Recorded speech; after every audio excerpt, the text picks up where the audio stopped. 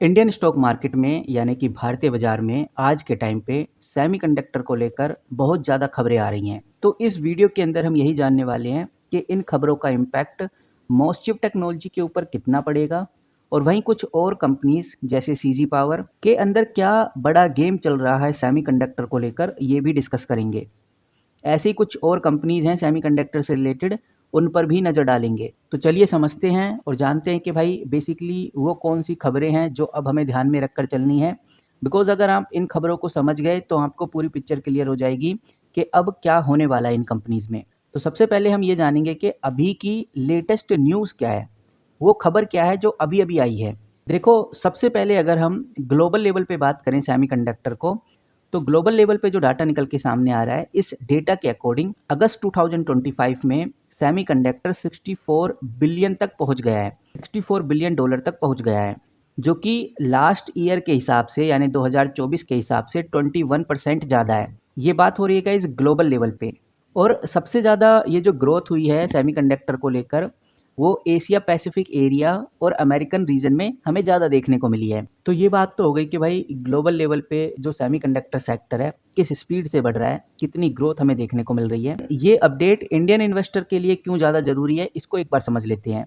जब global level पर demand काफ़ी स्ट्रांग होती है तो इंडियन सेमीकंडक्टर कंपनीज, चाहे वो मोस्टचिप हो, चाहे वो डिक्सन टेक्नोलॉजी हो, टाटा एलसी हो, सीजी पावर हो, इनको बड़े ऑर्डर मिलने स्टार्ट हो जाते हैं।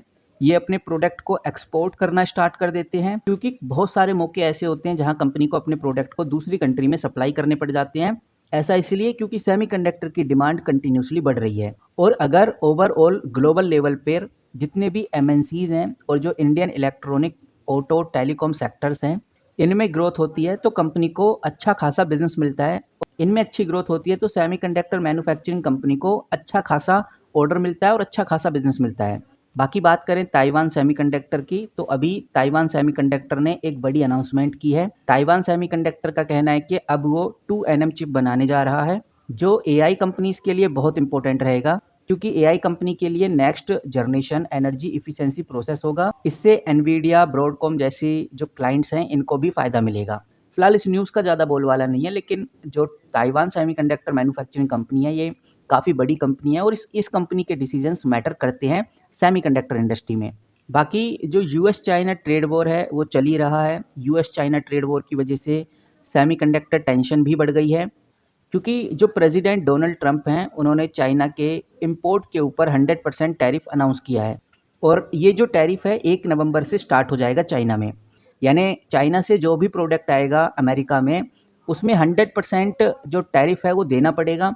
100 रुपये की चीज़ अगर चाइना से बन के आ रही है तो अमेरिका के अंदर वो 200 रुपये में बिकेगी। और ये चिप सेक्टर के लिए एक बड़ा झटका है। अब यहाँ पर चाइना ने इसके रिप्लाई में बड़ी बातें कही हैं। चाइना ने सीधा बोला है कि जो हमारे पास है हम उसके ऊपर गेम खेलेंगे। और चाइना के पास है rare earth metal. Rare earth metal के ऊपर चाइना ने अभी काफ़ी ज़्यादा रिस्ट्रिक्शंस लगा दिए हैं, जिसका सबसे बड़ा जो इम्पैक्ट है वो सेमीकंडक्टर इंडस्ट्री के ऊपर पड़ेगा। इससे जो चिप सप्लाई चेन है वो भी ब्रेक हो रहा है, क्योंकि इस वजह से ट्रेड और टेंशन दोनों बढ़ गए हैं। तो ग्लोबल लेवल पे अगर हम बात करें सेमीकंडक्टर को लेकर, तो यही बातें हो रही हैं। सेमीकंडक्टर सेक्टर ग्लोबल लेवल पे तो काफ़ी ज़्यादा अनसर्टेनिटी फेस कर रहा है, काफ़ी ज़्यादा मुश्किलों का सामना करना पड़ रहा है। बाकी अगर भारत की बात करें तो पीएम मोदी ने अभी अनाउंस किया है कि इंडिया 2025 के एंड तक कॉमर्शियल चिप प्रोडक्शन शुरू कर देगा। फिलहाल इंडिया ने अपनी चिप बना ली है, लेकिन कॉमर्शियल प्रोडक्शन पर लाने में इसमें टाइम लगेगा। और साफ साफ बोल दिया कि भाई 2025 के एंड तक ये फुल एंड फाइनल हो जाएगा। इसके अंदर दो बड़ी कंपनीज का नाम लिया जा रहा है, एक है माइक्रोन टेक्नोलॉजी, दूसरा है टाटा इलेक्ट्रॉनिक। और इन दोनों कंपनीज की टेस्ट चिप ऑलरेडी रेडी हैं। बाकी अगर हम बात करें CG power and industrial solution limited की, इस कंपनी का भी जो सेमीकंडक्टर ओएसएटी प्लांट है वो गुजरात में बनने जा रहा है। और बताया जा रहा है कि यहाँ से ही पहला मेड इन इंडिया चिप निकलने वाला है। और अगर भारत के लेवल की बात करें तो इंडिया का जो सेमीकंडक्टर मार्केट सेक्टर है वो अच्छा खासा परफॉर्म कर रहा है। और देखने में ऐसा आ रहा है कि भाई $50 बिलियन तक इंडिया का सेमीकंडक्टर मार्केट अभी पहुंच गया है। 2030 तक ये 50 मिलियन से बढ़कर सीधा 100 बिलियन के आसपास पहुंचने वाला है। ये टारगेट इंडियन गवर्नमेंट अभी लेकर चल रही है। सवाल ये आता है कि भाई इस गोल को अचीव करने के लिए इंडिया किस तरह के कदम उठा रहा है, क्या चीज़ें लेके आ रहा है ताकि इस गोल को जल्द से जल्द अचीव किया जाए। क्योंकि अभी 50 बिलियन के आसपास का मार्केट है, $50 बिलियन। 2030 तक ये $100 बिलियन तक ले जाने की प्लानिंग में है। तो इसके लिए भारत सरकार ने मल्टी लेवल स्ट्रैटेजी का यूज़ किया है और मल्टी लेवल स्ट्रैटेजी का यूज़ करने की वजह से ये गोल जल्दी अचीव हो सकता है।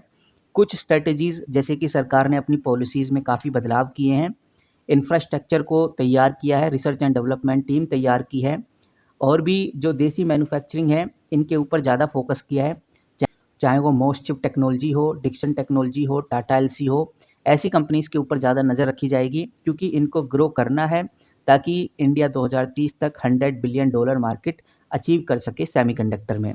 तो कुछ कंपनीज़ हैं जिनके ऊपर नज़र रखना बहुत ज़रूरी है, जैसे सीजी पावर हो गया। ये कंपनी OSAT प्लांट लगाने जा रही है जिसमें कंपनी पैकेजिंग और टेस्टिंग का काम करेगी और ये बताया जा रहा है कि भाई मेड इन इंडिया का चिप ड्राइवन रहेगा। इसी के साथ जो मोस्ट चिप टेक्नोलॉजी है इसी के साथ ये जो मोस्ट चिप टेक्नोलॉजी है इसके ऊपर नज़र रखना है क्योंकि ये कंपनी देसी चिप डिज़ाइनिंग कंपनी है, इंडिगस प्रोसेस के ऊपर काम कर रही है और इन्हीं कुछ बेहतरीन रीजनों की वजह से मोस्ट चिप टेक्नोलॉजी एक चर्चित कंपनी आज के टाइम पे बनी हुई है। बाकी ये जो कंपनी है वेदांता ने फैक्सकॉन के साथ जो जॉइंट वेंचर खोला है, ये जॉइंट वेंचर फरवरी में ही खुला था जो डिस्प्ले यूनिट और end to end electronic production का काम करता है, तो इसके ऊपर भी नज़र रखना बहुत ज़रूरी है। फिलहाल वेदांता कुछ खास परफॉर्म कर नहीं रहा लेकिन ओवरऑल मार्केट में हलचल ये कंपनी लेकिन ओवरऑल सेमीकंडक्टर की वजह से इस कंपनी में हमें हलचल देखने को ज़रूर मिलेगी। तो कहने का मतलब ये है कि जो इंडियन मार्केट है वो $100 बिलियन तक अपना टारगेट अचीव करने के लिए सबसे बड़ा फोकस मैन्युफैक्चरिंग प्लांट में करेगी। इनोवेशन इनोवेशन में सबसे ज़्यादा फोकस होगा। वहीं टैलेंट और गवर्नमेंट का सपोर्ट भी बहुत ज़रूरी है। तो मोस्ट चिप हो गया, सीजी पावर जैसी कंपनीज़ हैं, ये चिप बनाना, डिज़ाइन करना, ग्लोबल स्टैंडर्ड तक अपनी चिप को पहुंचाना, इसके लिए असली सपोर्ट और पिलर की ज़रूरत है जो कि गवर्नमेंट प्रोवाइड करने वाली है और इसी वजह से ये कंपनी सरकार की स्कीम का सबसे बड़ा फ़ायदा उठाएंगी। और कहीं न कहीं अगर सरकार ये चीज़ें कर रही है, इंसेंटिव इन कंपनीज़ के लिए लेके आ रही है, तो ये कंपनी भी इलेक्ट्रॉनिक और एआई चिप मैन्युफैक्चरिंग में ग्लोबल लेवल पर इंडिया की पहचान बनाने का दम रखती हैं। बाकी अब देखते हैं कि भाई आगे क्या होता है, क्या 2030 तक 100 बिलियन का जो टारगेट लेकर चल रहा है भारत, क्या ये अचीव हो पाता है या फिर नहीं। फिलहाल मैन्युफैक्चरिंग इकोसिस्टम, पॉलिसी इंसेंटिव्स और ग्लोबल पार्टनरशिप पर फोकस कंपनीज़ कर रही हैं। भारत सरकार की कंपनीज़ तो यही फोकस कर रही हैं।